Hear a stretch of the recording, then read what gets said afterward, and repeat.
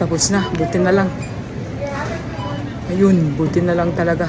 Hindi na ako pumila kasi pag pumila pa ako dun, sobra talagang tagal at pipila pa. Tapos ganun. So, hindi na balang magbayad ng, ng konting dagdag dito. At least, natapos din. And a few minutes. Wala pang isang 1 minute eh. Alright, go home na mga anak. Okay, so ayun. May bago na akong